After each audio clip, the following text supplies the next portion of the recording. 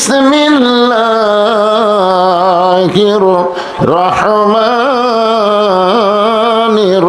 রহিম ফাযকুরুনি আযকুরকুম ওয়াশকুরুনি ওয়ালা তাকফুরুন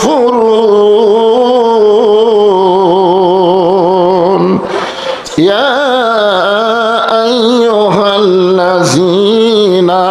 আমানুস্তাঈনু বিস-সাবরি ওয়াস-সালাহ ইন্নাল্লাহা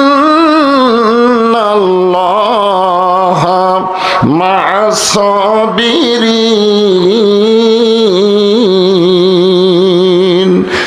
ইন্নাল্লাহা ওয়া মালাইকাতাহু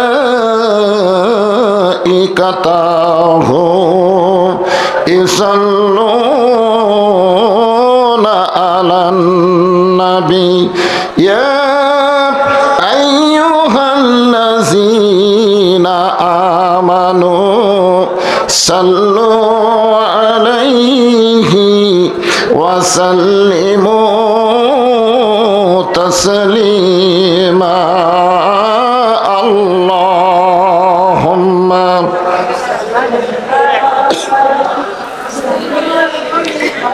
মাওলানা মুহাম্মদ ওয়ালা আলি সাইয়্যিদিনা শাফিআনা হাজার হাজার মানুষ ছিল সেদিন, রাসূল ছিল মোদের একজনা। সকলে মারিল পাথর, নিষেধ তো কেউ করল না।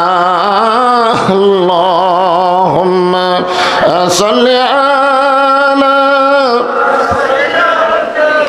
জবান খুলে মোহাব্বতে মাওলানা মুহাম্মদ ওয়ালা আলি সাইয়্যিদিনা শাফিআনা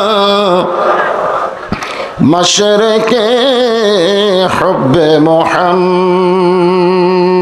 সকলে বলি সাল্লাল্লাহু আলাইহি সাল্লাম। मतलाए दीवानी मतलाए खुर्शीद इश्कास सीनाए सुजाने बलगल उला बिकमालिही कशाफत दुजा बिजमालिही हसनत जमीओ के सालिही सल्लो अलैहि व आलिहि अल्लाहुम्मा आमीन। জান্নাতের বাগান থেকে জান্নাতি মানুষদেরকে নিয়ে তাহাজ্জুদের সময় আমি গুনাহগার তোমার রহমতের দরজায় দুখানা হাত তুলেছি আল্লাহ। হাসরের ময়দানে জাব্বার আর কাহার নামে রূপ নিয়া তুমি যখন বিচার শুরু করবে, তোমার সামনে দাঁড়ায়া সমস্ত নবীরা নাফসি নাফসি বলে কাঁদতে থাকবে। এমন কঠিন অবস্থা হাসরে হবে, সেদিন সমস্ত নবী তার উম্মতকে ভুলে যাবে, শুধু বলবে আল্লাহ আমার কি হবে, আমার কি হবে। একমাত্র দরদি নবী শাফাতের কান্ডারি ইয়া রব্বি হাবলি উম্মতি বলে সেজদায় পড়ে যাবে। সেই কঠিন মুসিবতের সময় আজকের এই মাহফিলকে ওসিলা করে আমাদের সবাইকে রাসূলের উম্মতের কাতারে আল্লাহ কবুল করে নিও। সুবহান রাব্বিকা রাব্বিল ইজ্জাতি আম্মা ইয়াসিফুন ওয়া সালামুন আলাল মুরসালিন আলহামদুলিল্লাহি রাব্বিল আলামিন লা ইলাহা ইল্লাল্লাহ। এতগুলা মরদ মানুষ জবান খোলেন লা ইলাহা ইল্লাল্লাহ। যার দিলে আছে আমার আল্লাহর ভয়, যার মনে আছে আল্লাহর ভয়, আল্লাহ আল্লাহ সব সময় আহার নিদ্রা ভালো লাগে না, এই দুনিয়া ভালো লাগে না, ভালো লাগে শুধু আল্লাহ, জোরে লা ইলাহা ইল্লাল্লাহ। লা ইলাহা ইল্লাল্লাহু মুহাম্মাদুর রাসূলুল্লাহ।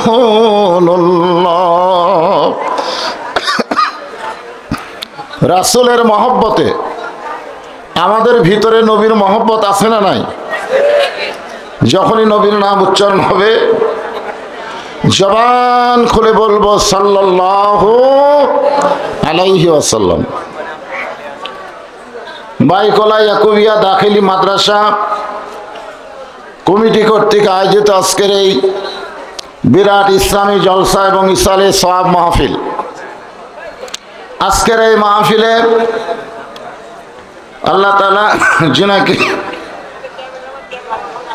সম্মানিত সভাপতির আসনে কবুল করেছেন, আজকের এই মাহফিলের সম্মানিত উলামায়ে কেরাম মাগরিবের নামাজের পর থেকে এত রাত পর্যন্ত যিনারা আলোচনা করে আপনাদেরকে শোনাইছেন এবং আমার পরে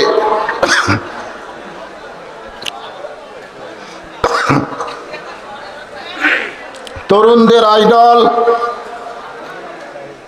গোটা বাংলাদেশের আলোড়ন সৃষ্টিকারী, আন্তর্জাতিক খ্যাতি সম্পন্ন মুফাসসিরে কোরআন, আমাকে চাচা বলে সম্বোধন করে, আমি তাকে ভাতিজা হিসেবে স্নেহ করি, মুফতি আমির হামজা, উনি আমার পরে আসতেছেন। উনি এতক্ষণ মাহফিলের কাছাকাছি এসে গেছেন, ইনশাআল্লাহ খুব দূরে নাই। আপনাদের এই বাইকগুলো আসতে আমি এর আগেও কয়েকবার আইছি, তারপরে আজকে রাস্তা ভুল করছি।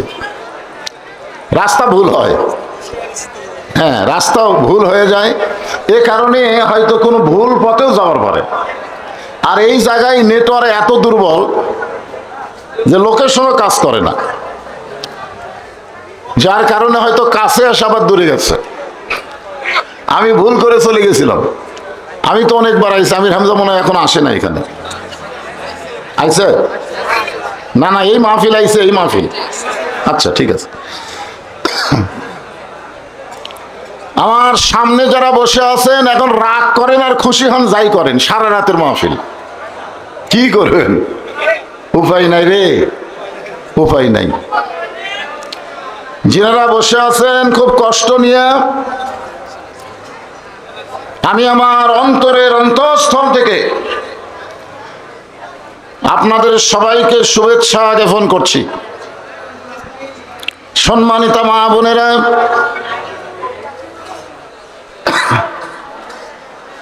একটু গরম পানি দরকার, চা তো খাই না আমি। আচ্ছা, সম্মানিত মা বোনেরা, পর্দার অন্তরালে বসে বসে যারা আলোচনা শুনতেছেন তাদেরকে শ্রদ্ধা জ্ঞাপন করে এই মুহূর্তে আর একবার জানতে চাচ্ছি, আপনারা সকলে কেমন আছেন?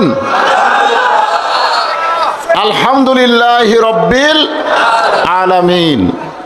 যে আল্লাহ শারীরিক সুস্থতা দান করে মানসিক প্রশান্তি লাভের জন্য আজকের এই সারা রাত ব্যাপী জান্নাতের বাগানে আমাদের কবুল করলেন, আমরা খুশি না বেজার? তাহলে জবান করে সমস্বরে সকলে বলবো রব্বানা লাকাল হামদ হামদান কাসীরান তাইয়িবান মুবারাকান ফীহি। আমরা আল্লাহর প্রশংসা করলাম, এই কারণেই বেশি বেশি আমরা আল্লাহর প্রশংসা করব যে আমাদের বাংলাদেশের 3 দিকে হলো ভগবানের এরিয়া। জোরে কোন কার এরিয়া? ভগবান বোঝেন না? ভগবানের লোকজন বাংলাদেশের উপর খেপে গেছে এবং বাংলাদেশকে তাদের অঙ্গরাজ্য বানানোর একটা পায় তারা করতেছে। ছাত্র জনতার আন্দোলনের মুখে হাসিনা পলায় গেলেও ভারতে গিয়া কিন্তু চুপ নাই, ষড়যন্ত্র করতেছে। জোরে কোন ঠিক কিনা? আপনারা বলেন, বিনা ভোটে 15.5 বছর যে ক্ষমতার চেয়ার দখল করেছিল, হঠাৎ যদি তার ক্ষমতার চেয়ার চলে যায় সে কেমন অবস্থা হবে? খালি পাগল। গাড়ি হারাইছে, এখন গাড়ি খুঁজতে খুঁজতে রোদের তাড়ায় ছেলের কাছে গিয়ে বলতেছে, ভাই এদিকে আমার একটা গরু হারাইছে, দেখছেন? ছেলে কয়েকের বাপ আমারে ভাই গেল, বাড়িতে এসে মাকে বলতেছে, মা বাবা মনে হয় পাগল হয়ে গেছে, আমারে ভাই বলে সম্বোধন করলো। কিছুক্ষণ পর বাপ আইছে, দেখো ওই যে আব্বা আসতেছে। তখন মা বলতেছে, তুমি কি পাগল হয়েছো, তোমার ছেলেকে ভাই কও?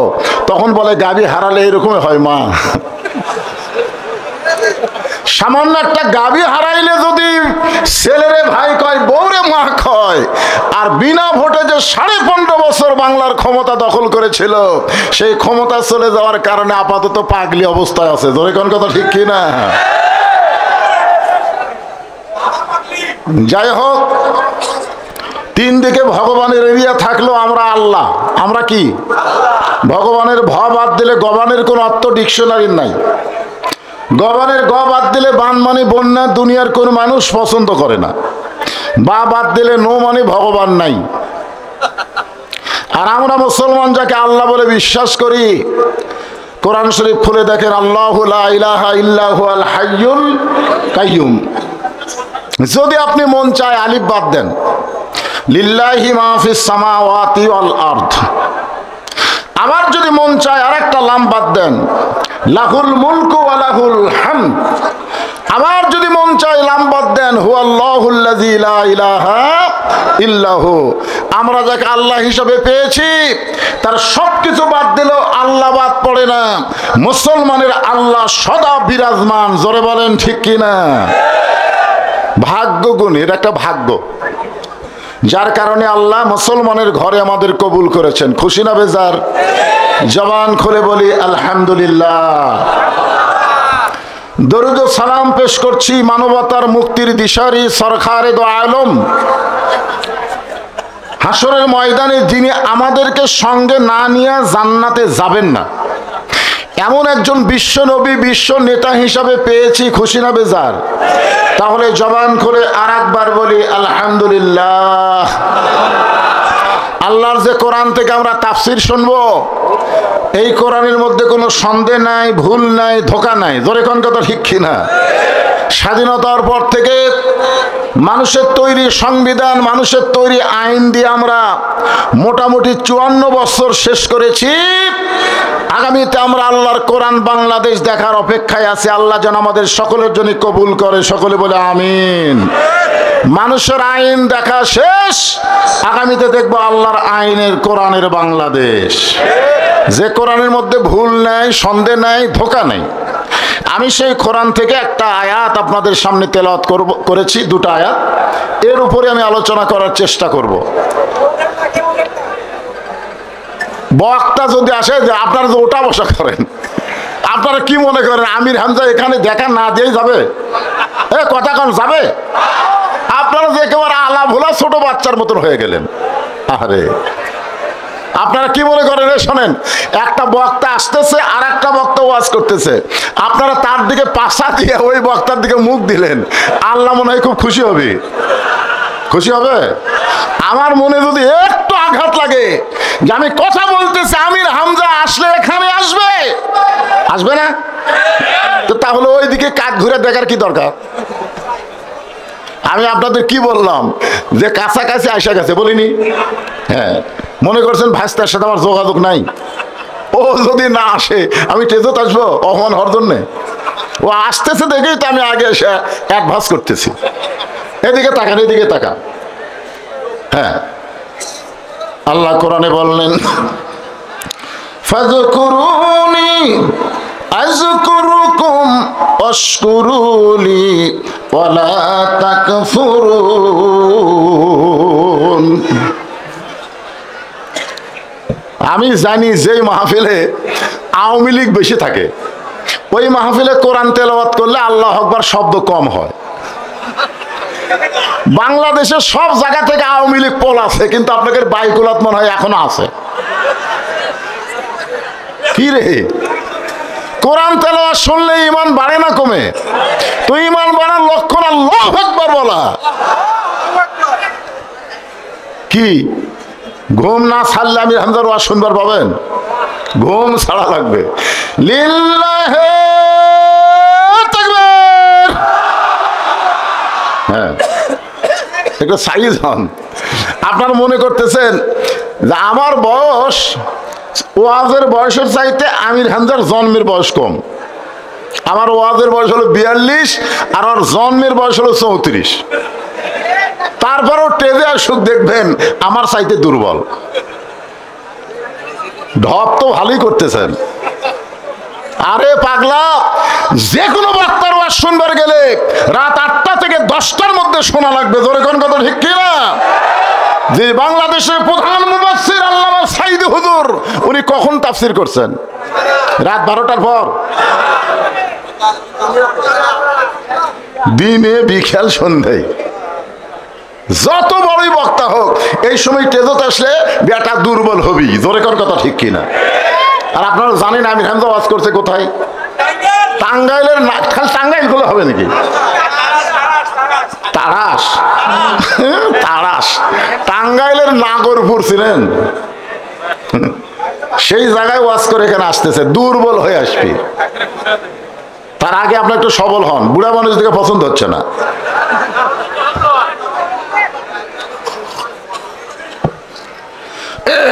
ওই জায়গার যারা দাঁড়িয়ে আছে ওরা কি খালি দাঁড়িয়ে থাকার জন্য আইছে নাকি?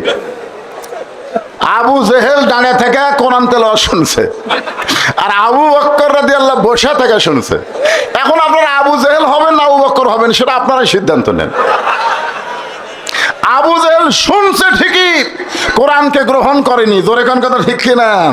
আর আবু বকর শুনেছে শুধু নয়, জীবন দিয়ে কোরআনের ইজ্জত দিয়েছে। জোরে কোন কথা ঠিক কিনা? হ্যাঁ, এখন আপনারা সিদ্ধান্ত নেবেন কি করবেন, আবু জেহেল হবেন না আবু বকর হবেন। আল্লাহ বলতেছেন ফাযকুরুনি আযকুরুকুম ওয়াশকুরুলি ওয়ালা তাকফুরুন। আল্লাহ বলতেছেন যে আমাকে স্মরণ করে আমি আল্লাহও তাকে স্মরণ করি, যে আমার জিকির করে আমি আল্লাহও তার জিকির করি। যত বিপদে মুসিবতে যে অবস্থায় থাকে না কেন জিকির করতে হবে কার? এখানে জিকির মানে হলো স্মরণ করা। জিকির মানে কি করা? স্মরণ। স্মরণ, জিকির শব্দের অর্থ হলো স্মরণ করা। এই আয়াতের মধ্যে বলা হয়েছে জিকির মানে স্মরণ করা।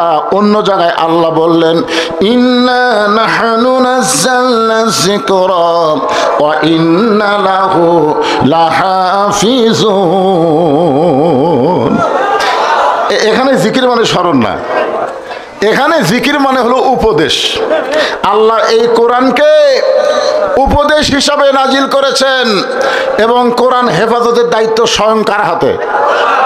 যত চেষ্টাই করুক কোরআনের বিরুদ্ধচারণ করে কোরআনের কোনো ক্ষতি করতে পারবে না, বরং যারাই বিরুদ্ধচারণ করবে তারাই ধ্বংস হয়ে যাবে। জোরে কোন কথা ঠিক কি না?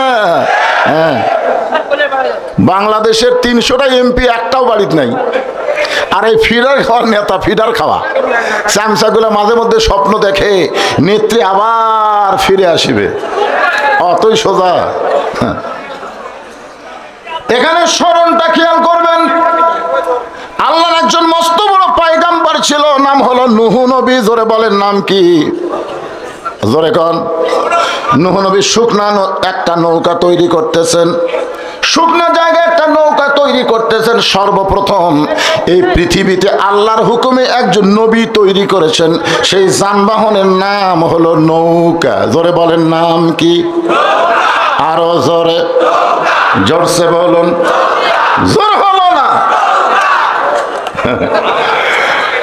কিরে, এক সময় দাড়ি বল্লা কইলে মানুষ চিন্তা করতো হুজুর তো দাড়ি বল্লার কথা বলতেছে, হুজুর কি বাড়ি যার পারবি? কারণ হাইকোর্ট থেকে দাড়ি বল্লা বাতিল করেছে, সেই দাড়ি বল্লার মাহফিলে বলা যাচ্ছিল না। এখন নৌকার কথা বললেও মানুষের মন খারাপ হয়। তোর এখন কথা ঠিক কি না? তোমরা হাইকোর্ট থেকে দাড়ি পাল্লা বাতিল করতে পারো, কিন্তু আল্লাহর কোরআন থেকে দাড়ি পাল্লা কোনোদিন বাতিল হবে না। জোরে কোন কথা ঠিক কি না? আপনার বলেন, কোরআনে দাড়ি পাল্লা আছে না নাই? ওয়াল ওয়াজনা বিল কিসতি ওয়ালা তুকসিরুল মিজান। এমন সময় একজন বুড়ি মা লাঠিতে ভরতে ভরতে সে বলে, বাবা নূহ, এই শুকনা জায়গায় নৌকা বানানোর কারণ কি? নূহ বলতেছেন, বুড়িমা, বন্যা নামক একটা গজব আসবে, এই গজবে গোটা পৃথিবী ধ্বংস হয়ে যাবে, কেবলমাত্র নৌকার মধ্যে যারা জায়গা পাবে তারা ধ্বংস হবে না। বুড়ি বলে, বাজান, তোমার এই ছোট্ট নৌকায় সবাই যদি উঠবার চায় তাহলে সমস্ত মানুষের জায়গা কি এই ছোট নৌকায় হবে? নূহ বললেন, বুড়িমা, এই নৌকার শর্ত হলো ইমানদার বান্দা বান্দি যারা নৌকার ভিতরে জায়গা পাবে তারা, ইমানদার বান্দা বান্দি যারা নৌকার ভিতরে জায়গা পাবে তারা। সঙ্গে সঙ্গে বুড়ি বলতেছেন, বাবা নূহ, আমিও নৌকায় উঠবার চাই। নূহ বললেন, তাহলে পড়েন, লা ইলাহা ইল্লাল্লাহু নূহ নবিয়ুল্লাহ। আপনারা বলেন তো, আমরা নূহ নবীর নামে কলমা পড়লে আমাদের সমস্যা আছে? খ্রিস্টানেকের আছে। খ্রিস্টানরা ঈসা রুহুল্লাহ কয়, কিন্তু মোহাম্মদ রাসূলুল্লাহ কোনোদিনও কয় না। আমরা মুসা কালিমুল্লাহ বললেও আমাদের কোনো ক্ষতি। ইহুদিরা মুসা নবী পর্যন্ত কয়, ঈসা নবী পর্যন্ত কয় না। এই জন্য সমস্ত ধর্ম বাতিল।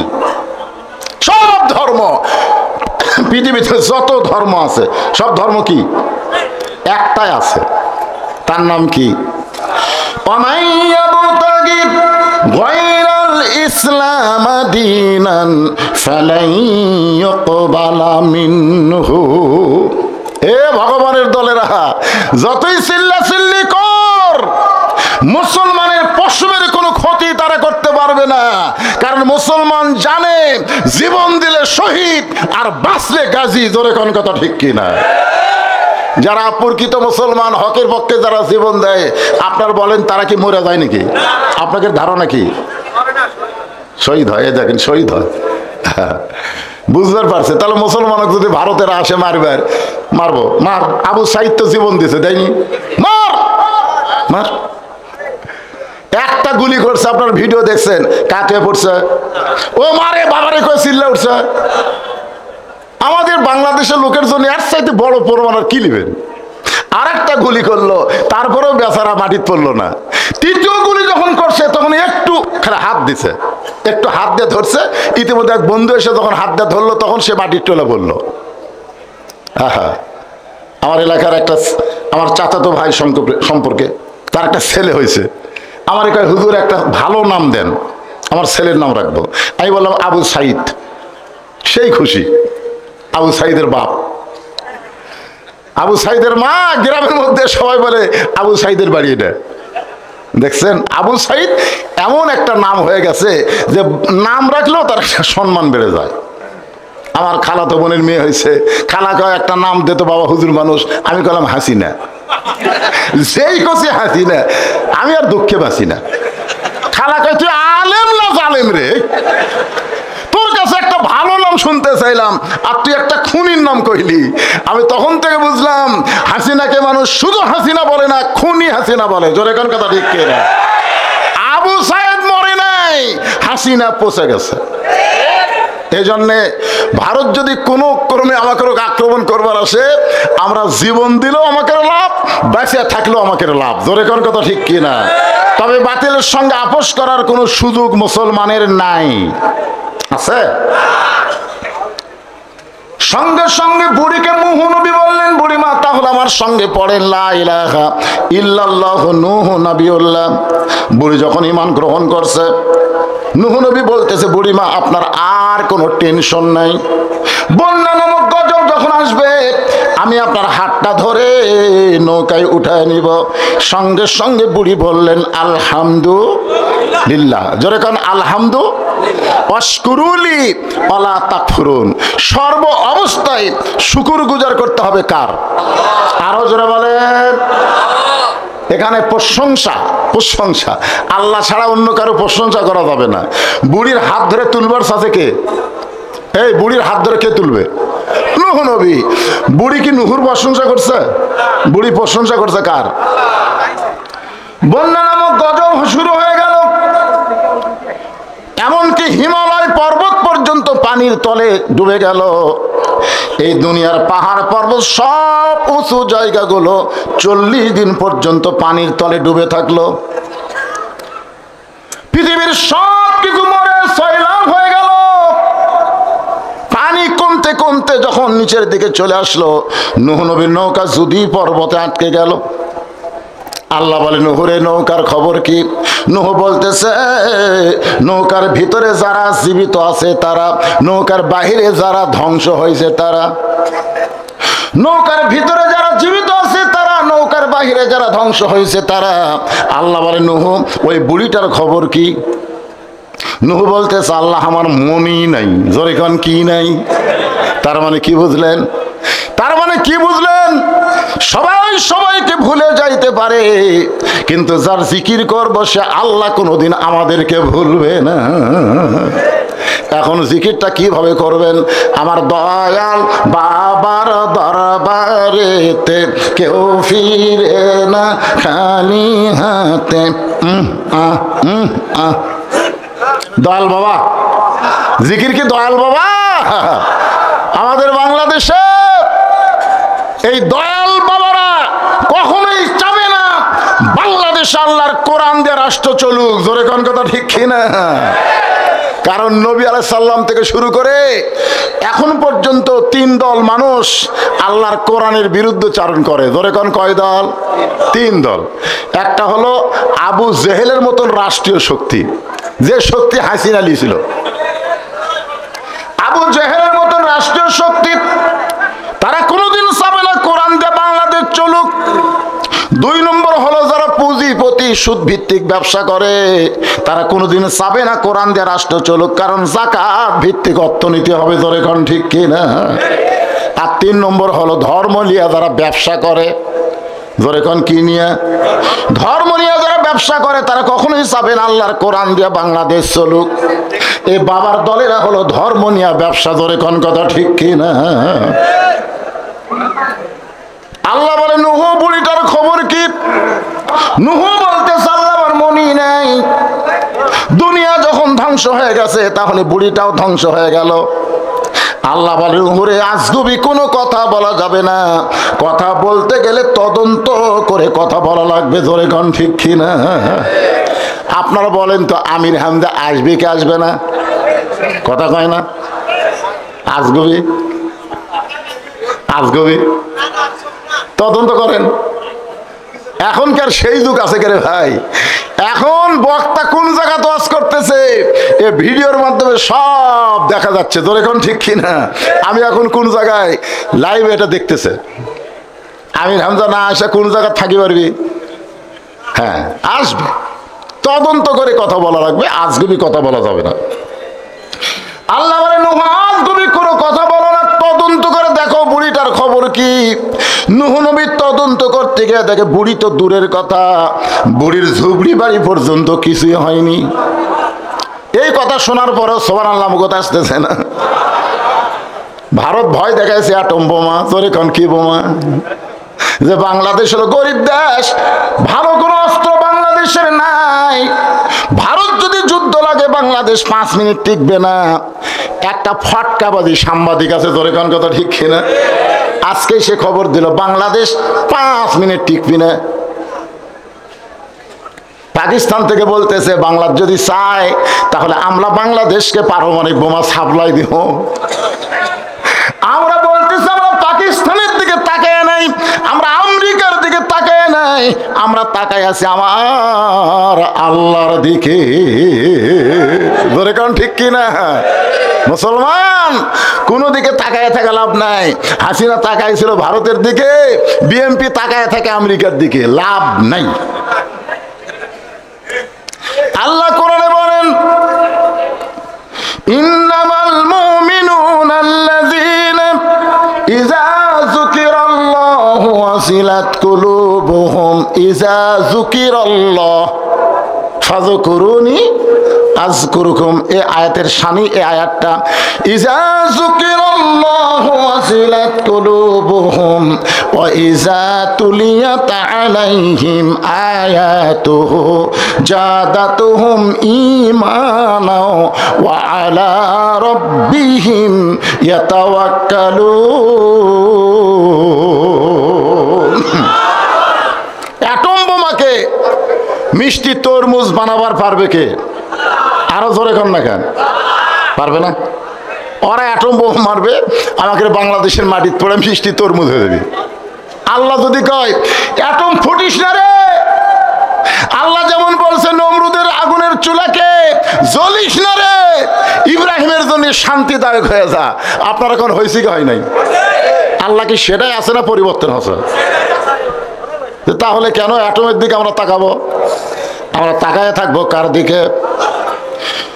বুড়ির বাড়ি, বুড়ি তো দূরের কথা, বুড়ির বাড়ি পর্যন্ত কিছু হয় নাই, সঙ্গে সঙ্গে নূহ নবী চিৎকার দিলেন, বুড়ি মা। বুড়ি টোপলা নিয়ে হাজির। জোরে কোন কি নিয়ে হাজির? নূহ বলতেছে বুড়ি মা টোপলা কেন?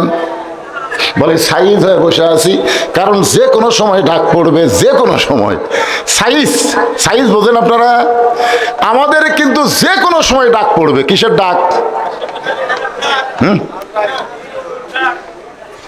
ডাক দিহিয়াছেন, কনে গান গাইলে গুনাহ হবে না। ডাক দিহিয়াছেন দয়াল আমারে, রইব না আর বেশি দিন তোদের মাঝারে। চলতে পথে 2 দিন থামিলাম, যাবার কালে একজন আরো দেখা না পাইলাম। ও আমার সাদের মালা যায় রে ছিঁড়ে, রইব না বেশি দিন তোদের মাঝারে। কখন ডাক পড়বে?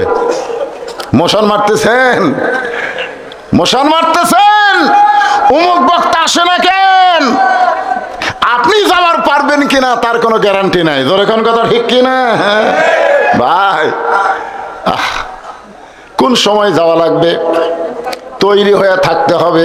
এই জন্য গজলের মধ্যে বলেছেন, কিন্তু যেদিন ডাক পড়িবে, কিন্তু যেদিন ডাক পড়িবে কবর মাঝে যাইতে, জোগাড় কিছু করছো বন্ধু তার মাঝে বিছাইতে। যে কোনো সময় আমাদের ডাক পড়বে, ধরে কোন ঠিক কিনা? এই জন্য আল্লাহ বলেছেন লা তামুতুন্না ইল্লা ওয়া আনতুম মুসলিমুন। মুসলমান না হয়ে তোমরা মরিও না। মুসলমান হয়ে যদি মরতে চাই তাহলে মনোযোগ দিয়ে শোনেন। যেই নূহ নবী ডাক দিয়েছে, বুড়িমা টোপলা নিয়ে হাজির। নূহ বলতেছেন বুড়িমা বন্যা গজব শেষ, বন্যা গজব শেষ।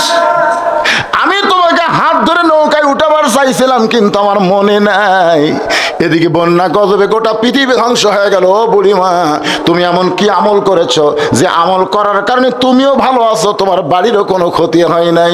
বুড়ি মুসকি মুসকি হাসের বলে বাবা নূহ, তুমি যখন আমাকে হাত ধরে নৌকায় উঠাবার চাইছিলে তখন আমি জিকির করছিলাম কার?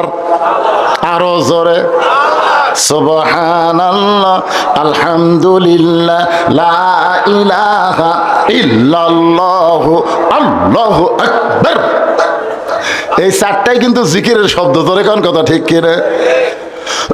বুড়ি কি বলছিল মনে নাই? আলহামদুলিল্লাহ। বুড়ি বলতেছে বলতেছে নুহুরে, ঈমান যখনই গ্রহণ করেছি তখনই আমার ঈমান বলতেছে সবাই সবাইকে ভুলতে পারে, কিন্তু আল্লাহ কোনোদিন কাউকে ভুলবে না। এখন আপনারা বলেন জিকির করব কার? সেই জিকিরটা কি? এই যে দ্বিতীয় যে আয়াত পড়লাম, ইন্না নাহনু নাযালনা যিকরা, আল্লাহ তাআলা এই কোরআনকে জিকির হিসাবে নাজিল করছে। জোরে কোন কি হিসাবে? তাকান রে ভাই, কোরআনের ওয়াজ শুনে আবু জেহেলের মতন কোনো লাভ নাই যদি আবু বকরের মতন বাস্তবে গ্রহণ না করা হয়। জোরে কোন কথা ঠিক কিনা? সারা জীবন যদি শোনেন এক পয়সাও লাভ হবে না। শুনে আর শোনার জন্য আল্লাহ কোরআন দিছে। এখানে বলা হয়েছে সামিনা ওয়া তাআনা। আগামীতে আমরা আল্লাহর কোরআনের রাষ্ট্র দেখতে চাই। যদি দেখবার চাই একটু মনোযোগ দিয়ে শোনার দরকার আছে না নাই? জোরে কোন আছে না নাই? যখন কোরআন নবীর কাছে নাজিল হলো, প্রথম শব্দ হচ্ছে ইকরা। ইকরা পড়েন, বিইসমি রাব্বিকাল্লাযী খালাক, যে আল্লাহ আপনাকে সৃষ্টি করেছেন সে আল্লাহর নামে পড়েন। একাধারে 5টা আয়াত নাজিল হয়েছে। জোরে কোন কয়টা? 5টা আয়াত নাজিল হলো। নবী কিন্তু আর গাড়ি হীরার মধ্যে থাকলেন না, কারণ কোরআন হচ্ছে লাইট, কোরআন হচ্ছে আলো। আলো যখন পাইছে আর অন্ধকার গর্তের মধ্যে থাকার দরকার আছে? হ্যাঁ, খুব খেয়াল করে শুনবেন। নবী চলে আসলেন নিচে, গোটা দেহ থরথর করে কাঁপতেছে। খাদিজাতুল কুবরা নবীকে কম্বল দিয়ে আবৃত করলেন। এরপরে আর কোরআনের আয়াত গাড়ি হীরার মধ্যে যাওয়া লাগে নাই। নবী যায় যেখানে, কোরআন যায় সেখানে। ধরে কোন সুবহানাল্লাহ। নবী যেখানে যায়, এমনকি নবী যদি আল্লাহর আরশে যায়, আল্লাহর কোরআনও সেখানে যায়। ধরে কোন সুবহানাল্লাহ। আল্লাহ নবীর উপর কোরআন যখন নাজিল হওয়া শুরু হইল একাধিক ভাবে, এই খবর যখন আবু জেহেলের কাছে গেছে, আবু জেহেল চিন্তায় পড়ে গেল কোরআনটা কেমন। এইটা শোনার জন্য সারা রাত নবী কোরআন পড়ে, আর আবু জেহেল চোরের মতন চুপি চুপি শোনে সারা রাত। আপনারা বসে আছেন, ও বসার টাইম পায়নি, আপনারা বসে থাকায় বিরক্ত হচ্ছেন, আর আবু জেহেল খাড়া হয়ে দাঁড়াইয়া শুনছে। কিরে, আবু জেহেলের ঈমান ভালো নাকি? আপনারা বসে শুনতেই বিরক্ত হচ্ছেন, আর ওই দাঁড়াইয়া শুনছে। সকালবেলা গিয়া বলতেছে মিটিং এর মধ্যে যে এত সুন্দর কোরআনের বাণী, রাতটা কোন দিক দিয়ে গেল আমি বুঝবারই পারিনি। সুবহানাল্লাহ কবেন না? আপনারা বলেন তো, আবু জেহেল কি কোরআনের বিরুদ্ধে কথা? কত সুন্দর, এত সুন্দর কোরআনের বাণী, রাতটা কোন দিক দিয়ে গেল বুঝবারই পারিনি। আবু সুফিয়ান বলেন, এটা যেই কোরআন শুনতে এত ভালো লাগলো সেই কোরআন গ্রহণ করলে অসুবিধা কি?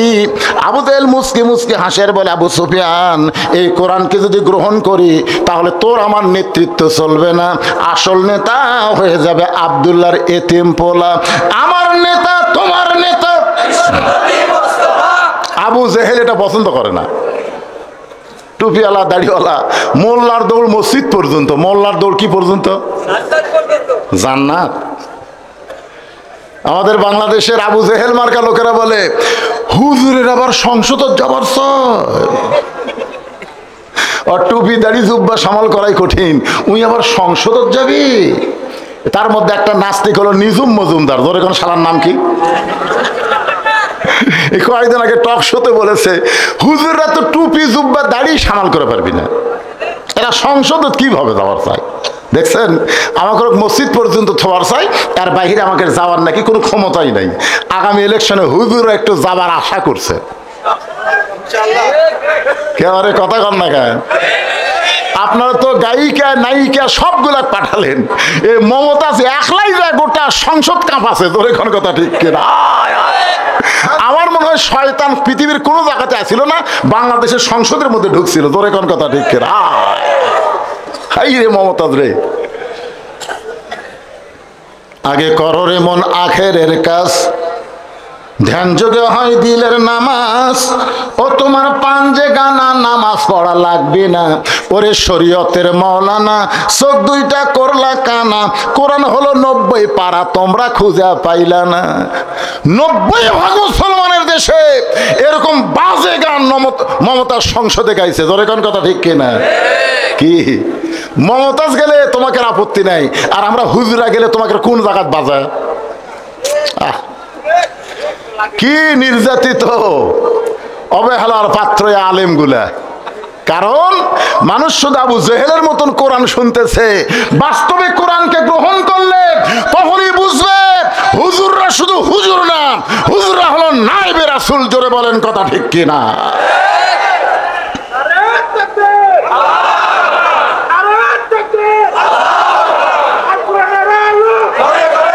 আলেম ওলামা যেখানে,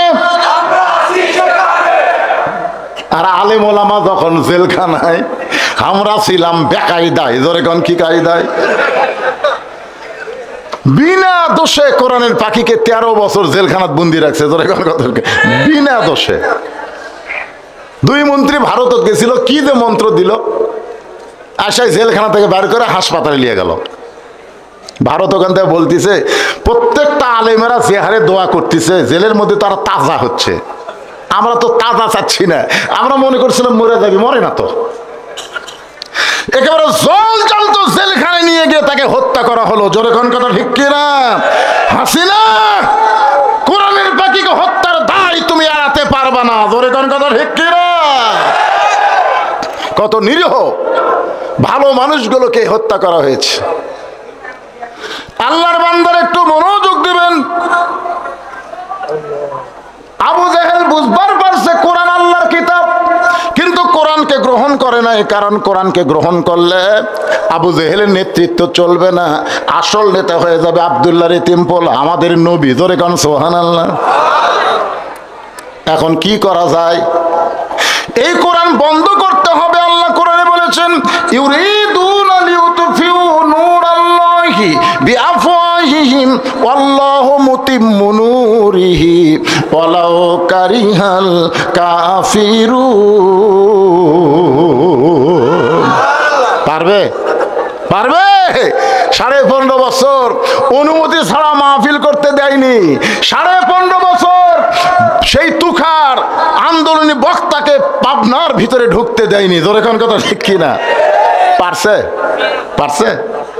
আমির হামজা আবার চলাইছে, আবার চলাইছে। এই বজরশিদকে বহু লোক দাওয়াত দিয়েছিল, ঢুকতে দেয়নি। ওরা মনে করছিল ফু দিয়ে আমরা নিবা দেব। অতই সোজা করে পাগলি কারেন্টের বাতি। ফু দিলে সুইচ কার হাত? জোরে কান সুইচ কার হাতে? তুই হাসিনা যতই ফু দে কাম হবি না তো।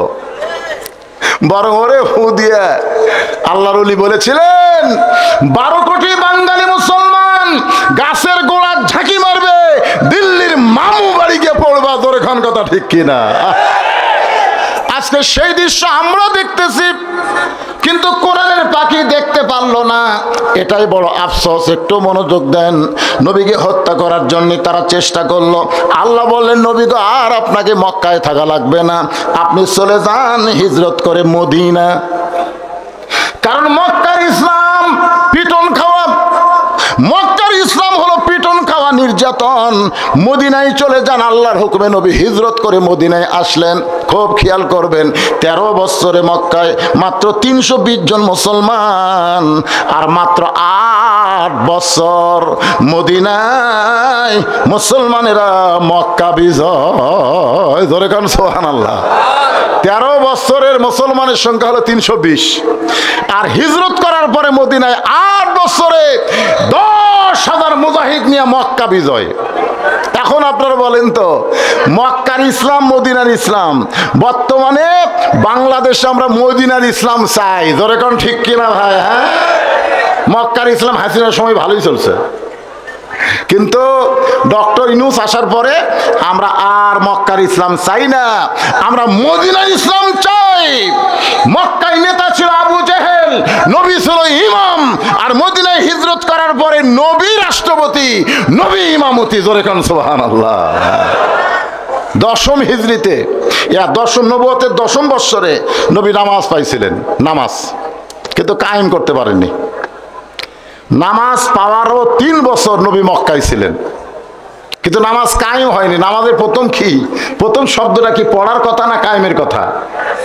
কোরআনের প্রথমে আপনারা পড়েন আল্লাযীনা ইউমিনুনা বিল গায়বি ওয়া ইউকিমুনাস সালাত অদৃশ্যের প্রতি বিশ্বাস স্থাপন করা লাগবে, মুমিনদের বৈশিষ্ট্য নামাজ কায়েম করা লাগবে। কিন্তু নবী নামাজ কায়েম করতে পারলেন না। আল্লাহ বলে, নবী গো, নামাজ কায়েম করতে গেলে আবু জেহেল নেতা হলে চলবে না, আপনাকেই নেতা হওয়া লাগবে, আপনাকেই রাষ্ট্রপতি হওয়া লাগবে। নবী হিজরত করার পরে মদিনা যখন রাষ্ট্র ঘোষণা করলেন, নবী রাষ্ট্রপতি ইমামতি নামাজ কায়েমের বিধান আল্লাহ বললেন, আল্লাযীনা ইম্মাক্কান্নাহুম ফিল আরদ। মুসলমানের মধ্যে যখন ক্ষমতার চেয়ার কাউকে দেওয়া হবে, তখন তার 1 নম্বর দায়িত্ব হলো পদ্মা সেতু নির্মাণ করা। পদ্মা সেতু কি? ট্যানেল নির্মাণ করা, ট্যানেল, রাস্তার উপর দিয়ে রাস্তা নির্মাণ করা, এগুলো সবই কাজ হতে পারে, কিন্তু 1 নম্বর কাজ হলো আকামুস সালাত, নামাজ কায়েম করা। আজকে যদি বাংলাদেশে নামাজ কায়েমের বিল পাস হয়ে যায়, আমাদের যুবকদের কাছে এরকম মোবাইল থাকলে কোনো টেনশন নাই। বাপ মারে কোনো টেনশন করা লাগবে না যে দরজা জানলা বন্ধ করে ওই অশ্লীল ভিডিও দেখবে, এই টেনশন বাপ মায়ের করা লাগবে না। কারণ আপনার ছেলে 5 ওয়াক্ত নামাজ পড়ে, আর যে নামাজ ধরেছে, ইন্নাস সালাতা তানহা আনিল ফাহশাই ওয়াল মুনকার, একমাত্র নামাজই পারে মানুষকে যাবতীয় খারাপি থেকে বাঁচাই দিতে। জোরে কান সুবহানাল্লাহ। আপনার বলেন তো সবচাইতে বড় জিকির কি? হ্যাঁ, কোথায় বলেন? জুমার দিন আল্লাহ বলতেছেন, ইযা নুদিয়া লিস-সালাতি মিন ইয়াউমিল জুমআ ফাসআউ ইলা যিকরিল্লাহ। সবচাইতে দামি জিকির হলো নামাজ। জোরে কার নাম কি? কথা কর না কেন? নামাজ বাদ দিয়ে জিকির করতেছেন? একটু মনোযোগ দিবেন। নবী মক্কায় নামাজ কায়েম করলেন। নামাজ যখন কায়েম করবেন তখন আযান দেওয়া লাগবে। এই আযানটা দিবে কে? আল্লাহ রাসূল বললেন, যিনি মুয়াজ্জিন হবেন হাসরের ময়দানে তার মাথা সবচাইতে উপরে থাকবে। শুধু মাথা উপরে থাকবে না, আল্লাহ কুদরতি হাত দিয়ে তার মাথায় এমন একটা টুপি পরায় দিবে, যেই টুপি পূর্ণিমার চাঁদের মতন আলো দিবে। খালি সুবহানাল্লাহ খান, মুয়াজ্জিন হবার কেউ চায়? বাংলাদেশের সবচাইতে দুর্বল অসহায়ের চাকরি হলো আযান দেওয়া। কথা কয় না। আর যখন কোরআন দিয়ে বাংলাদেশ চলবে, তখন মুয়াজ্জিনকে সবচাইতে সম্মান দেওয়া হবে। সুবহানাল্লাহ খান। কারণ আল্লাহ কোরআনে বললেন, ওয়ামান আহসানু কাওলাম মিম্মান দাআ ইলাল্লাহ ওয়া আমিলা সালিহান ওয়া ক্বালা ইন্নানি মিনাল মুসলিমিন। আল্লাহু আকবার। আপনার বলেন তো এই আয়াতের সাথে মুয়াজ্জিনের মিল আছে না নাই? আপনারা আয়াতটার শাব্দিক অর্থ জানেন? ওই ব্যক্তির চাইতে উত্তম কোনো ব্যক্তি নাই যে ব্যক্তি মানুষকে আল্লাহ রাস্তায় আযান দেয়, আল্লাহ রাস্তায় দাওয়াত দেয়। আপনারা বলেন সবচাইতে দামি দাওয়াতের নাম কি? কেবল আযান দেওয়াটা কর পারেন না, সবচাইতে দামি দাওয়াতের নাম কি? আযান দেওয়া। ও আমিলা সালিহান। এরপরে বলতে যে আযান দেয় না, দাওয়াত দেয় না, নিজে নেক আমল করে। আপনারা বলেন তো মুয়াজ্জিন সাহেব আযান দিয়ে নামাজ পড়ে না, এরকম মুয়াজ্জিন আছে? আছে? আযান দিয়ে নামাজ পড়ে না এরকম মুয়াজ্জিন আছে? আমার এলাকার এক মুয়াজ্জিন ধরা পড়ছে। কিভাবে ধরা পড়লো? ও ফজরের আযান দিয়া তারপরে গোসল করে। এরা কতগুলো হলো টাটকা একটা মুসল্লি। টাটকা বোঝেন না? আগে তো শালা সুদের ব্যবসা করতো, এখন হজ করবার যে তওবা তাসির করে সব ভালো হয়ে বাড়িতে এসে নামাজের সময় না হতেই মসজিদে যায়। যাই যদি 1 মিনিট পাই মসজিদ, মাস গেলে 5,000 টাকা বেতন, আমি আযান দাও না। এখন ওই আল্লাহর ভয় বাদ দেয়, ওরই ভয়ে টাইমলে আযান দেয়। ওই ফজরের নামাজ পড়বার আযানের আগেই যাই দেখে মুয়াজ্জিন সাহেব আযান দিছে, আযান দিয়ে গোসল করতেছে। পরের দিন আবার দেখছে আযান দিয়ে গোসল করে। তৃতীয় দিন দেখছে আযান দিয়ে গোসল করে। ওই তো খেপে গেছে, কে রে আযান দিয়ে গোসল করে, তার মানে কি মুয়াজ্জিন? যাই হোক, যখন ফজরের নামাজ শেষ তখন লাভ ধরে বলতেছে, জরুরি এলান। ওই বুড়ে জরুরি এলান। সমস্ত মুসল্লি কয় কি এলান? বলে মুয়াজ্জিন সাহেবকে আমি 3 দিন দেখছি ফজরে আযান দিয়া তারপরে গোসল করে। আপনারা বলেন নাপাক অবস্থা আযান দিয়া তারপরে গোসল করলে ওই আযানের বরকত হবে? সমস্ত মুসল্লি কয় আমরা তো আর জানি না, কয় তোরা তো পরে আসিস, আজানের পরে আসিস, আর আমি আজানের আগে আসি। আপনার বলেন তো আজানের আগে মুয়াজ্জিন ছাড়া অন্য কেউ আসা চলবে? চলবে? যদি আপনি কিয়ামত পর্যন্ত হায়াত পান আর আজানের আগে এসে যদি মসজিদে ঢোকেন, মসজিদ ঢোকার একটা সওয়াব আপনি পাবেন না। কারণ আজান দেওয়ার পরে মসজিদে যে যত আগে ঢুকবে আল্লাহ তার আমল নামায় তত বেশি সওয়াব দিবে। জোরে কোন সুবহানাল্লাহ। এটা আজানের আগে না পরে? আজানের পরে। আগে কিন্তু শুধু মুয়াজ্জিন আসবে, ইল্লা মুয়াজ্জিন। সবাই ধরে বলছে মুয়াজ্জিন সাহেব আপনিও ওয়াকাম করেন, ফজর আজান দিয়ে গোসল করেন, কোন এটা কেমন কথা? মুয়াজ্জিন বলতেছে আমি আমার আল্লাহ ছাড়া দুনিয়ার কাউকে বলতে চাচ্ছিলাম না, কিন্তু আপনারা যখন জোর করে ধরছেন তাহলে শোনেন, আপনার মাস গেলে আমাকে বেতন কত দেন?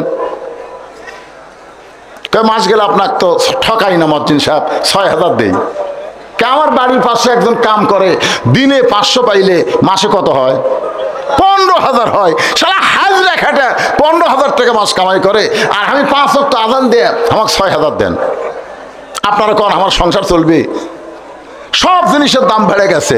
সবাই বলতেছে আরে মিয়া তুমি আজান দিয়ে গোসল করো, এটা শুনবার চাই, আর তুমি কি শোনাও? আগে শোনেন, আপনার বলেন ৬,০০০ দিয়ে আমার সংসার চলবে? এ সব কিছুর দাম বেশি।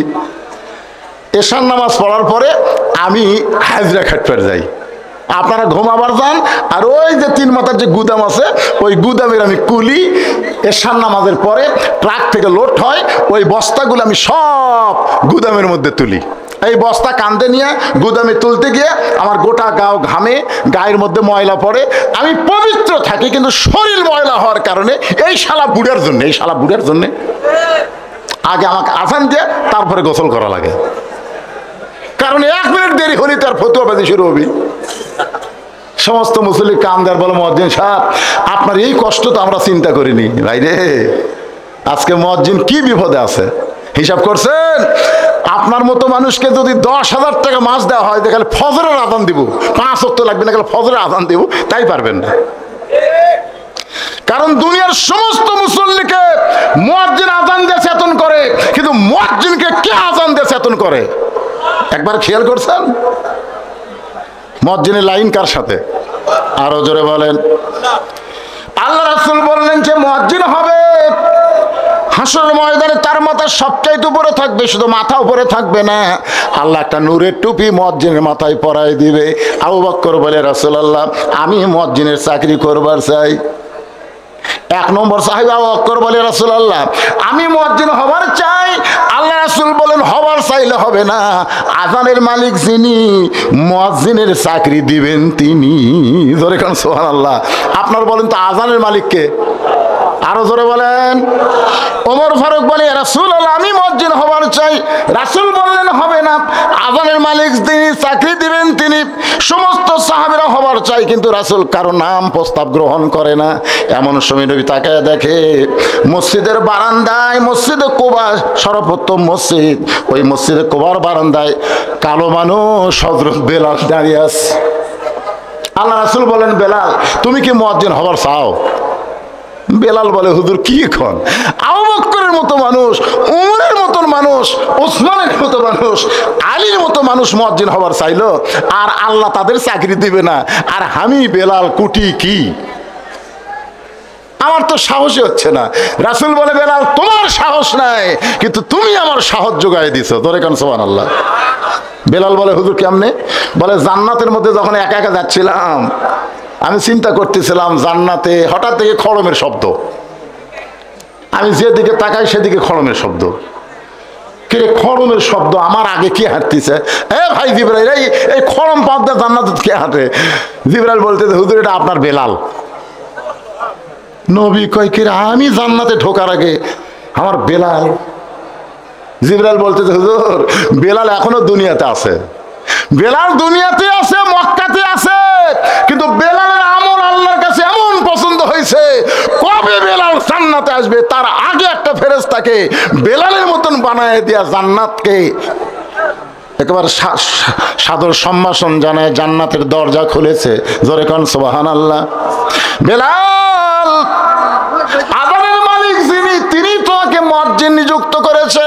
হযরত বেলাল আযান দেওয়া শুরু করলেন। সর্বপ্রথম যেই নামাজের আযান দেওয়া হয়েছে সেই নামাজটা হলো যোহরের নামাজ। জোরে বলেন কিসের নামাজ?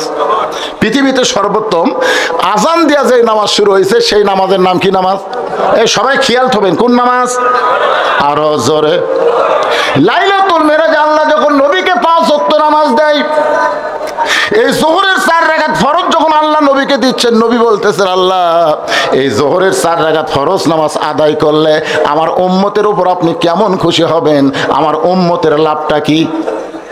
আল্লাহ বলে হাবিব আপনার উপর যেই কোরআন আমি নাজিল করেছি এই কোরআনের মধ্যে একজন নবী আছেন, যেই নবীটা হলো মুসলিম মিল্লাতের জাতির পিতা, মিল্লাতা আবিকুম ইব্রাহিম ওয়া সাম্মাকুমুল মুসলিমিন। সবাই একটু মন দিয়ে শোনেন, যোহরের 4 রাকাত ফরজ নামাজ আমরা কেমনে পাইলাম? সড়কের উপরে আমাদের জাতির পিতা বসে আছেন, বাবা আজর রশি ধরে টানতেছেন, নিচে নমরুদের আগুনের চুলা দাও দাও করে জ্বলতেছে। বারবার নমরুদ বলতেছে ইব্রাহিম একটাবার আগুনে পড়ার সঙ্গে সঙ্গে তুমি পড়ে ছাই হয়ে যাবে। নবী ইব্রাহিম একটাবারও আগুনের দিকে তাকায় না। হাসবি আল্লাহ নিমাল ওয়াকিল অনিমাল মাওলা অনিমান নাসির। আপনার বলেন তো আমাদের জাতির পিতা জিকির করতেছেন কার? কথা কয় না, কার জিকির করতেছেন? হ্যাঁ, আগুনের দিকে তাকানোর টাইম আছে? বাবা আজর তখন রশি ধরে টানতেছে, ইব্রাহিম নবীর চোখ দিয়ে দর দর করে পানি পড়তেছে। ফেরেশতা জিবরাইল বলে ইয়া রাসূলুল্লাহ, আল্লাহর নবী আপনার বাবা রশি ধরে টানতেছে আর আপনি কাঁদতেছেন আগুনে পড়ার ভয়ে, আগুনে পড়ে যাবেন সেই চিন্তায়। ইব্রাহিম বলতেছে জিবরাইল ওই আগুনের দিকে আমি একবারও তাকাই না। আমার ঈমান বলতেছে নমরুদ আগুনের চুলা জ্বলাবার পারে, কিন্তু আগুনের ভিতরে পোড়ানোর ক্ষমতা কার হাতে? জোরে বলেন সমস্ত ক্ষমতা কার হাতে? সূরা মুলকের প্রথমেই যদি পড়েন তাহলে পাবেন তাবারাকাল্লাযী বিয়াদিহিল মুলকু ওয়া হুয়া আলা কুল্লি শাইইন কাদির। সমস্ত ক্ষমতার মালিক কে? তো জিবরাইল বলে তাহলে কাঁদতেছেন কেন? ইব্রাহিম বলে কান্দার কারণ হলো পৃথিবীতে সন্তান যখন বিপদে পড়ে সেই সন্তানকে বিপদ থেকে বাঁচাবার আসে কে? কথা কয় না। বাবা বাঁচাবার আসে না? বাবা মা বাঁচাবার আসে কিনা? কিন্তু ভাগ্যগুণে এমন একটা বাবা পাইলাম যেই বাবা আগুনে ফেলে দেওয়ার জন্য রশি টানতেছে। আমার মতন দুর্ভাগ্য সন্তান কেউ নাই। আমি বাবার কাছে বাঁচার আশা করা তো দূরের কথা, বাবাই আমাকে ফেলে দেওয়ার জন্য কাঁদতেছে। বাবা আমাকে ফেলে দেওয়ার জন্য রশি টানতেছে। জিবরাইল বলতেছে ওগো আল্লাহর নবী তাহলে আপনার মন কি খুবই খারাপ? ইব্রাহিম বলতেছে আমার জন্য আমার মন খারাপ না, পৃথিবীতে এমন অনেক বাবা হবে যারা সন্তানের দুনিয়া ভালো চাবে কিন্তু আখিরাত ভালো চাবে না। এরকম খারাপ বাবা দুনিয়াতে আছে না নাই? দুনিয়া ভালো চাই, দুনিয়াতে আমার ছেলের বাড়ি হোক গাড়ি হোক সহায় সম্পত্তি হোক। অনেক বাবা আছে সন্তান দুনিয়াতে সুখে থাক কিন্তু মরে গেলে জাহান্নামে যাক, এইটা কোনো বাবা চিন্তা করে না। আপনারা বলেন তো আপনার সন্তান মরে গেলে জান্নাতে যাবে না জাহান্নামে যাবে, বাবা হিসাবে আপনার চিন্তা করার দরকার আছে না নাই? আছে? কি চিন্তা করছেন? আল্লাহ রাসূল বলেছেন 7 বছর বয়স থেকে তোমার সন্তানকে নামাজের তালিম দাও, 10 বছর থেকে উত্তম জিকির নামাজ জোর করে পড়াও। একটু মনোযোগ দিবেন। চরকে টান মারছে জাতির পিতা হযরত ইব্রাহিম, হাসবি আল্লাহ নিমাল ওয়াকিল ও নিমাল মাওলা নিমান নাসির। জিকির করতেছেন কার? ফাযকুরুনি আযকুরুকুম। আল্লাহ বলে ইব্রাহিম আগুনের চুলার আগে পড়ার আগে তুমি আমার জিকির করতেছো, তুমি মনে করো না আমি আল্লাহ ভুলে গেলাম, বরং তোমার জন্য ঘোষণা করা হলো কুল্না ইয়া নারু কুনি বারদাও ওয়া সালামান আলা ইব্রাহিম। ওই আগুনকে শান্তির বাগান পাইয়া ইব্রাহিম নবী শুকরিয়া তান এক নিয়তে 4 রাকাত নামাজ পড়ে। ওই 4 রাকাত নামাজ আল্লাহর এতই ভালো লাগছে উম্মতে মুহাম্মাদের জন্য যোহরের 4 রাকাত ফরজ হিসাবে দিয়ে দিচ্ছে। আমরা যখন যোহরের 4 রাকাত ফরজ নামাজ জামাতের সঙ্গে আদায় করব ইব্রাহিম নবীর সমপরিমাণ সওয়াব আল্লাহ আমাদেরকে দান করে দিবে। সবাই সুবহানাল্লাহ বলেন না। আপনারা কি নামাজের পক্ষে না বিপক্ষে? আরে জোহরের নামাজ জামাতে আদায় করলে ইব্রাহিম নবীর সম পরিমাণ সওয়াব পাওয়া যাবে। সর্বপ্রথম যেই নামাজ আজান, সেই নামাজ হলো জোহরের নামাজ। আজান দিচ্ছেন হযরত বেলাল, ধরে বলেন কে? আজান দেওয়ার পরে যারা আওয়ামী লীগ করে, বিএনপি করে, জাতীয় পার্টি করে, জামাত করে, এই সব দলের মধ্যে যারা নামাজ পড়ে, সব দলের লোকেরা নামাজ পড়ে কি পড়ে না? কম পড়ুক আর বেশি পড়ুক, পড়ে তো রে ভাই। আওয়ামী লীগ মানে সবাই খারাপ তা কিন্তু না। সবাই খারাপ? সবাই তো খারাপ না। আওয়ামী লীগের মধ্যে অনেক হাজি আছে, নামাজি আছে। তো এখন আওয়ামী লীগ যদি কোনোদিন বলে যে কেন আমরা সরকারি দল, আমাদের দল ক্ষমতাতে আছে, আমাদের মসজিদ আলাদা হওয়া দরকার। আপনাদের এই বাইকলা এলাকায় আশেপাশে আওয়ামী লীগের কোনো মসজিদ আছে? নাই। বিএনপির আছে? কেবলে কথা কন না কেন? জামাত ইসলামের কোনো আলাদা মসজিদ আছে? পীর মুরিদের কোনো আলাদা মসজিদ আছে? তার মানে আজান দেওয়ার সাথে সাথে সমস্ত মুসলমান সব দল ভুলে এক দল হয়ে মসজিদের মধ্যে ঢোকে। ধরে কোন কথা ঠিক কিনা? আপনারা কি কোনোদিন দেখছেন যে আওয়ামী লীগ সামনে কাতার দেখছেন? কালোর কাছে কোনো ফর্সা মানুষ দাঁড়ালে ফর্সা ঘুতে মারা দেখছেন? এই তুই কালো, আমার কাছে দাঁড়ালি কেন? ধনীর কাছে কোনো গরিব যদি দাঁড়ায়, ধনী কোনোদিন ঘুতে মারা দেখছেন? এই তুই একটা ফকির হয়ে আমার কাছে দাঁড়ালি কেন? আপনারা কোনদিন দেখছেন? কি দেখছেন? ছোট বড়, ধনী গরিব, ফর্সা কালো, সবাই এক কাতার হয়ে নামাজ পড়ে। এটাই হলো জামাতে নামাজ পড়ার প্রথম শর্ত। কোনো ভেদাভেদ থাকবে না, প্রত্যেকটা মুসলমান ভাই ভাই। জোরে কোন কথা ঠিক কিনা? একলা একলা নামাজ পড়লে মুনাফিকি কেন হয় জানেন? একলা একলা নামাজ পড়লে আপনার মধ্যে মুনাফিকি কেন আসবে? কারণ আপনি অহংকারী হয়ে যাবেন, আপনি সাধারণ মানুষকে আর পছন্দই করবেন না। কিন্তু যখন জামাতে নামাজ পড়বেন তখন দেখবেন আপনার মধ্যে আর মুনাফিকি থাকবে না। বিশেষ করে দুই ওয়াক্ত নামাজ তো জামাত ছাড়াই যাবেন। একটা হলো ফজরের নামাজ আর একটা হলো এশার নামাজ। আজকে ওয়াজ শোনার পরে আপনারা ফজর জামাতে পড়বেন? সবাই কথা বলতেছে না। আমির হামজার ওয়াজের দাম বেশি না ফজরের নামাজ জামাতে আদায় করার দাম বেশি? কোনটার দাম বেশি? হ্যাঁ, এই জন্য শোনেন, নামাজের গুরুত্ব দিবেন ভাই। ফজর এবং এশার নামাজ জামাতে আদায় করা ছাড়া মরদ মানুষের কোনো উপায় নাই। ধরে কোন কথা ঠিক কিনা? হ্যাঁ, অন্য তিন ওয়াক্ত যাই হোক, যদি জামাত মিসও যায় আপনি একলা পড়লে তাও চলবে, কিন্তু এই দুই ওয়াক্ত জামাত ছাড়া পড়লে আপনি মুনাফিক হয়ে যাবেন। নামাজ পড়ার পরেও মুনাফিক। একটা হলো ফজরের নামাজ আর একটা হলো এশার নামাজ। একটু মনোযোগ দিয়ে শুনবেন। হযরত বেলাল সেই মাত্র আযান দিছে, সঙ্গে সঙ্গে মদিনার মুসলমান পুরুষগুলো মসজিদকে লক্ষ্য করে রওনা দিয়েছে। নামাজ কায়েম হয়ে গেছে, বুঝলেন? এদিকে আবু জেহেল মক্কার থেকে চিন্তা করতেছে, কে রে গভীর রাত্রে তাকে হত্যা করার জন্য বাড়ি ঘেরাও করলাম, আমাদের চোখ ধুলে দিয়ে সে আব্দুল্লাহর বেটা মদিনাত গেল, কি করতেছে? এখন হাসিনা ভারতে গিয়ে কি করতেছে এটা আমাদের দেখার টাইম নাই। আমাকে ডক্টর ইউনূস এখন কি করতেছে সেটা দেখা লাগবে। জোরে কোন কথা ঠিক কিনা? হ্যাঁ। আবার যদি আপনারা বলেন আগেই ভালো আছিলাম রে, আগেই ভালো আছিলেন, এইরকম যারা চিন্তা করতেছে এদের নাম হলো আফসোস লীগ। জোরে কোন কি লীগ? দেখছেন, আবু জেহেল আফসোস করতেছে, যাকে হত্যা করার জন্য বাড়ি ঘেরাও করলাম, আমাদের চোখে ধুলে দিয়ে সে মদিনাত যা কি করে রে। নবী মদিনাত আসার পরে একবারও চিন্তা করেনি আবু জেহেল মক্কাত কি করে রে। নবী ওই দিকে চিন্তা করেনি, কিন্তু আবু জেহেলের চিন্তা মুসলমানের নবী মদিনাত কি করে। আমরা মুসলমানেরা কি করি এইটা কিন্তু ইহুদি খ্রিস্টানেরা সব সময় চিন্তা করতেছে। ধরে কোন কথা ঠিক কিনা? কারণ ইহুদি খ্রিস্টান হিন্দুরা জানে গোটা পৃথিবীর রাজত্ব আল্লাহ এক সময় মুসলমানের হাতে দিয়ে দিবে। ধরে কোন সুবহানাল্লাহ। এটা যত তাড়াতাড়ি মুসলমানেরা পাবে তত তাড়াতাড়ি হিন্দু বৌদ্ধ খ্রিস্টানেরা ধ্বংস হবে। ওরা চাচ্ছে না যে আমরা তাড়াতাড়ি পাই, কিন্তু আমরা যে পাবো এ ব্যাপারে কি আপনাদের সন্দেহ আছে? এ ভারতের সাথে একটা যুদ্ধ হবে, সে যুদ্ধের কথা হাদিস আছে না নাই? কি গাজওয়াতুল হিন্দ।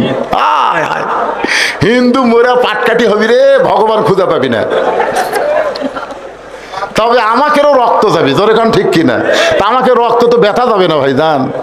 গাজওয়াতুল হিন্দ যুদ্ধে যারা শহীদ হবে আল্লাহ তাদেরকে বদরের শহীদের মর্যাদা দিবে, জোরে কারণ সুবহানাল্লাহ। এইরকম মর্যাদা যখন আল্লাহ দিবে আমাকে কোনো চিন্তা আছে? জীবন দিয়ে আল্লাহর ইসলামকে আমরা রক্ষা করার চেষ্টা করব, আমরা কোরআনকে হেফাজত করার চেষ্টা করব, জোরে বলেন ঠিক কিনা? কারা কারা জীবন দিয়ে প্রয়োজন হলে আল্লাহর কোরআনকে হেফাজত করবেন, ইসলামকে হেফাজত করবেন? এই গভীর রাতে দুই হাত তুলে আমার আল্লাহর একটু দেখা। লিল্লাহে তাকবীর, আল্লাহ আল্লাহ। এ তাহাজ্জুদের সময় হাতগুলো কবুল করো আল্লাহ। আর মিডিয়ার মাধ্যমে তোমরা দেখায় দাও ভারত এই ভগবানের জাত। তাকায় দেখ, বাংলার মুসলমান যদি খেপা যায় পালানোর কোনো রাস্তা থাকবে না, জোরে কোন কথা ঠিক কিনা? আপনি জানেন, আপনারা জানেন ভারতের মধ্যেই এখন ভাঙ্গা শুরু হয়ে গেছে।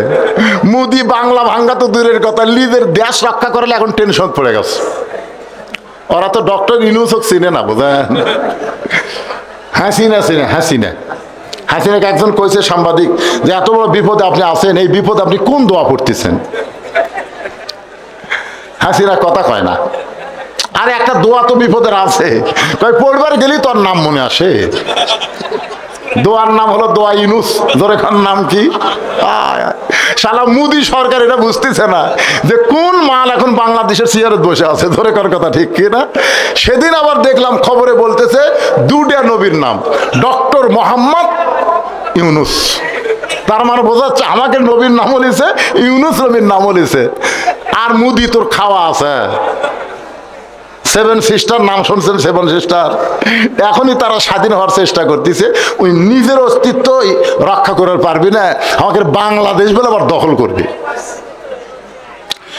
একটু মনোযোগ দিয়ে শোনেন। ফাযকুরুনি আযকুরুকুম ওয়াশকুরুলি ওয়ালা তাকফুরুন। এই আয়াতকে বুঝাইতে গিয়া আমি আপনাদেরকে নিয়ে আইছি ইন্না নাহনু নাযালনা যিকরা ওয়া ইন্না লাহু লাহাফিজুন। কোরআনকে আল্লাহ জিকির হিসাবে নাজিল করেছে। কোরআন হেফাজতের দায়িত্ব কার হাতে?